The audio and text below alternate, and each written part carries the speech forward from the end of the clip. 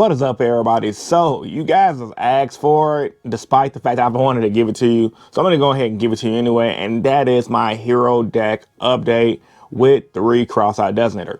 Now, mind you guys, I will be updating my deck list again once Finish Enforcer drop in 2 weeks. But for you guys that did want to see my current list, I'm just gonna give you guys a straight deck profile, no combos, because I've done my combos 1,001 times and I got other profiles. You guys just skip to the end of those profiles and watch the combo tutorials. Most of the hero combos are pretty straightforward. So if you guys are a beginner with the deck, I highly recommend checking out my older deck profiles to see some specific basic combos. But yeah, man, let's get to this deck update. So with all that being said, let's get into it. Without further ado, let's begin. So with my prior list, prior to me adding cross-eyed designator, I went undefeated twice in a row, which is really good at my locals top cut, which is a semi-competitive locals, a lot more casual decks than competitive decks. However, there is enough competitive decks to call it a semi-competitive locals. And at my other locals, TGS Gaming, I went X2 a couple of times. Super highly competitive decks. Even the people who play the casual decks take the game very seriously, and they don't misplay. I rarely see play errors. So let's get to the main list, and we're gonna go from there. 1, 2, 3 Stratos. Stratos is amazing at 3. A lot of hero players like to run 2.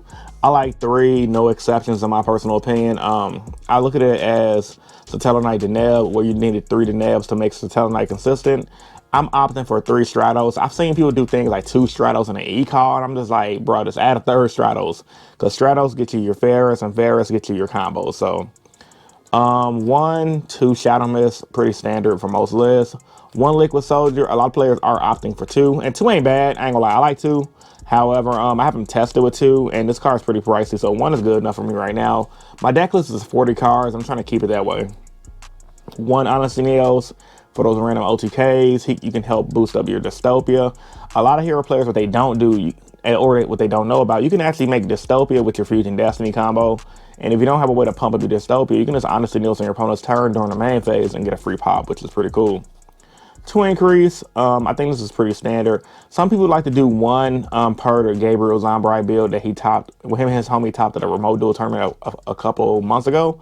However, I still like 2 because every time for whatever reason, when I play 1, I always open it. The card loves me, so 2 is good because if you open up that 1, that kills 90% of your combos.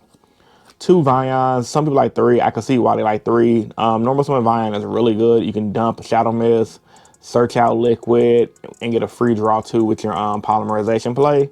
However, I still rather my first play be Ferris, which is where I run 3 Ferris. Best card in the deck, hands down. Gives you access to all of your combos. If you open up a Ferris, a Fusion Destiny, and a random hero, you're having a good day. 1 Plasma. Now, I'm not gonna lie, man. Plasma's been kind of iffy. However, I do run the 1 Plasma still for those games where if my opponent is hand trapping the heck out of me and I have Plasma in hand, I can just summon Plasma Pass. And on those hands where I can't make Dark Law at all, where I just got a normal summon Stratos, because typically if you waste your normal summon, you can't do Dark Law play unless you open up Mass Change. That's where Plasma comes into play, so at least it gives you another good first turn play. This is a first turn build. I know a lot of hero players that go second. And if I was playing a go second build, I probably would not run Plasma. So just to help you guys out with that. 1 in Dusty Gold. I do run the Bane package. If you guys do not want to run the Bane package, I always tell people add more hand traps, fit in more e-calls, or just run Super Poly in the main. All of those are good exceptions to run instead of a Dusty Gold. However, if you can't afford it or if you don't mind spending the money, the card is definitely worth it. Now, a few hero players are saying, is this card worth it post Phoenix Enforcer? And yes, like, bro, you gotta remember, bro, you pitch gold at the Dark Calling. You play Dark Calling to get you a free Bane. You make a free monster that can Regeki, that's protected from destruction and by battle. Why wouldn't you run that card? I don't know. People are weird, but it's a staple if you got it. If you don't have it, just play other hand traps and you're good to go. 1 Dynatag, 1 Celestial. Really good cards in the deck. Now, post Finish Enforcer, Celestial is going to get replaced with Denier.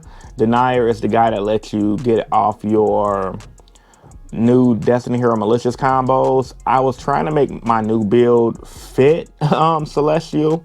However, I just couldn't fit it. If you guys want to see my new build post Burst of Destiny, become a channel member. You can go to my community tab and check a couple of posts back. I do have exclusive community tab posts for channel members only. So if you guys want to see what I'm working with, post Burst of Destiny, become a channel member as low as $1.99. You guys can see that list.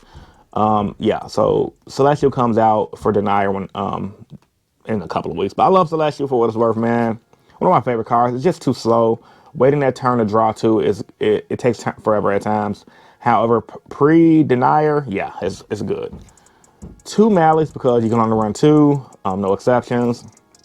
1 Effect Veiler, mainly because we run Cross-Eyed Designator. Now, what I learned from running Cross-Eyed Designator this past weekend, despite the lack of my good results, a lot of players are running Effect Veiler. So, considering a lot of players are running Effect Veiler alongside Imperm, alongside Ash Blossom in the main deck, we run the 1 just so our Cross-Eyed Designator have an extra target. And plus, Effect Veiler is not a bad card at all. You can easily take out an Imperm if you guys are running Imperm for 1 Effect Veiler. You're not really gonna miss anything.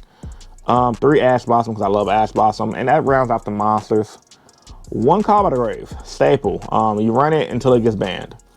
2 Crossouts. Now, this past weekend I was running 3, and I did okay. Like at TGS Gaming, my competitive locals, I went X2.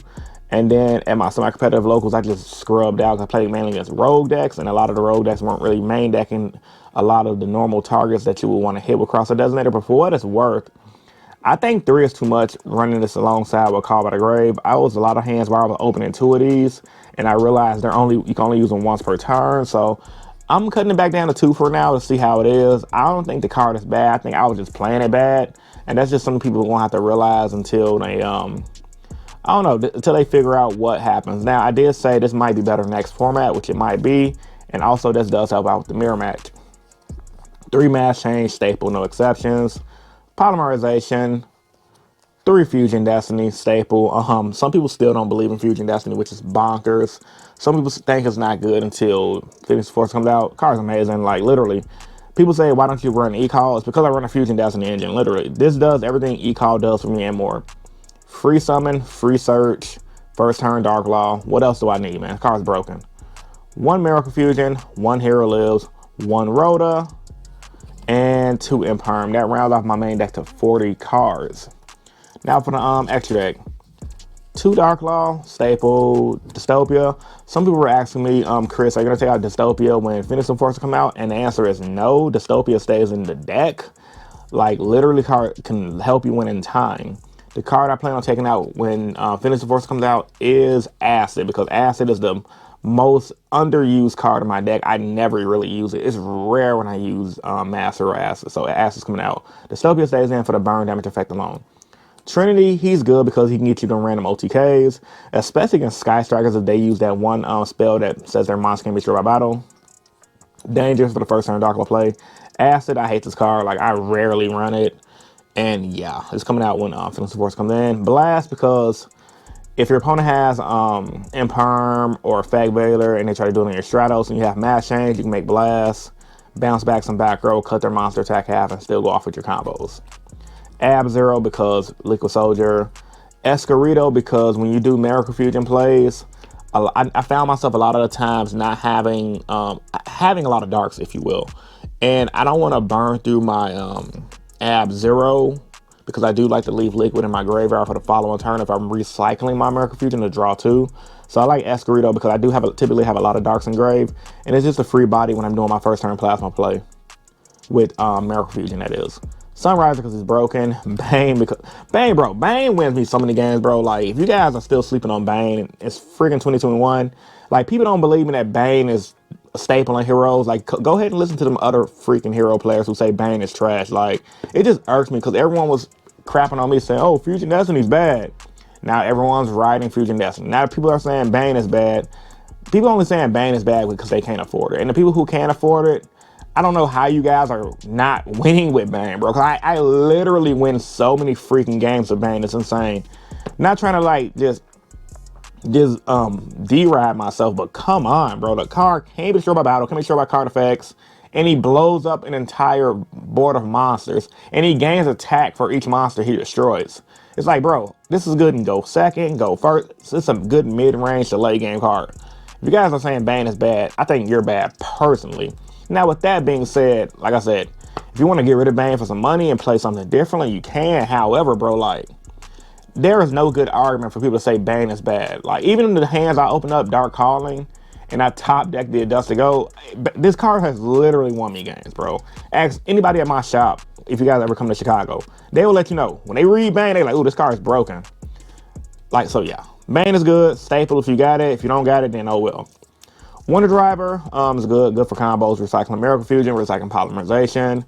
Two Cross Crusader. Some people run one, which I can kind of get, but I use just two of these a lot. Mainly when I'm burning people for life point damage with Dystopia. And getting that search out help a lot. It helps with the grind game. One Dread Decimator because I like just boosting up my field. And honestly, Dread Decimator is good for your Dystopia plays. I could see myself changing this in the future maybe one day. Only because, like, with Fitness Enforcer, I'm probably not going to be bringing out Dystopia as much. However, a lot of the times, even now, I do be in my mid to late game plays, I do be wanting to use my Fusion Destiny more than once. And in games like that, I can see me wanting to use Dread Decimator. Plus, he also helps you out Mystic Mind. If you got 3 monsters on board and your opponent got 1, you can make him stall your opponent out, let the Mystic Mind blow up and go from there. And all right, guys, so we're gonna do the side deck and we're gonna get up out of here. Your boy is currently on the clock at work. 2 Droll and Lockbirds, card's pretty good. Staple.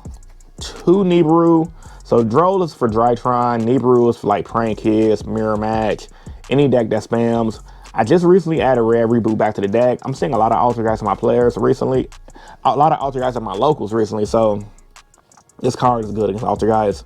Be on the lookout for Altergeist Dogmatica variants at your guys' shop. Apparently that deck did somewhat good at a PPG, so Rare Reboot is pretty staple. The third cross-out designator for them decks when I go first against that don't lose the anti-spell, but I need another cross-out designator to stop the Nibiru play.